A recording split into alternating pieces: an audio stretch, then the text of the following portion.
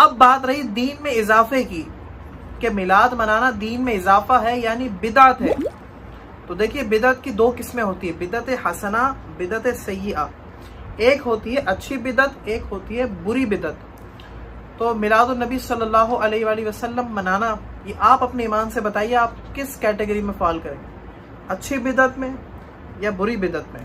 پھر اگر آپ نہ بھی مانیں کہ بدعت ہوتی ہے تو پھر آپ مجھے ایک بات بتائیے کہ اگر میلاد النبی صلی اللہ علیہ وآلہ وسلم منانا بدعت ہے تو اس کے علاوہ دین میں اور بہت ساری چیزیں ہیں جو ہم نے اپنی سہولت کے لیے کر رکھی ہیں، وہ سب بھی بدعت ہیں.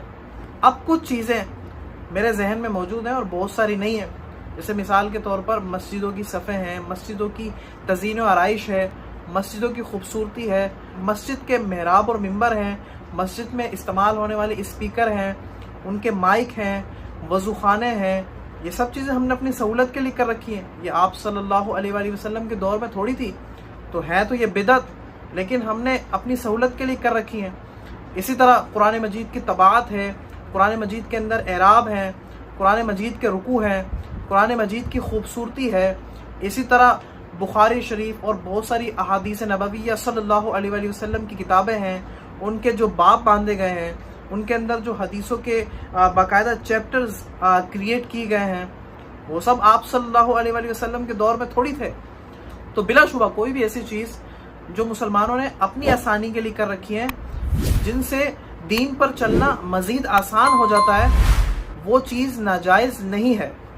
اور بھی بہت ساری چیزیں، جیسے عالم بننا ہے، 8 سال کا باقاعدہ پراپر کورس ہے، پھر مفتی کا کورس ہے، تمام چیزوں کے سلیبس ہیں، اسی طرح نماز کے اوقات ہیں.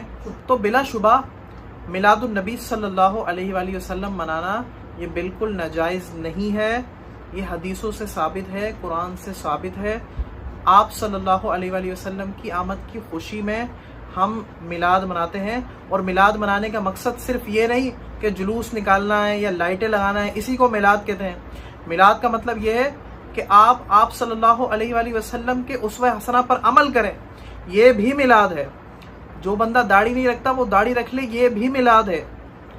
جو بندہ نماز نہیں پڑھتا وہ نیت کرے کہ اس میلاد کے موقع پر میں 5 ٹائم کا نمازی بن جاؤں گا، یہ بھی میلاد ہے. اچھے اخلاق سے دوسروں سے پیش آؤں گا، یہ بھی میلاد ہے. بڑوں کا احترام کروں گا، چھوٹوں پر شفقت کروں گا، یہ بھی میلاد ہے.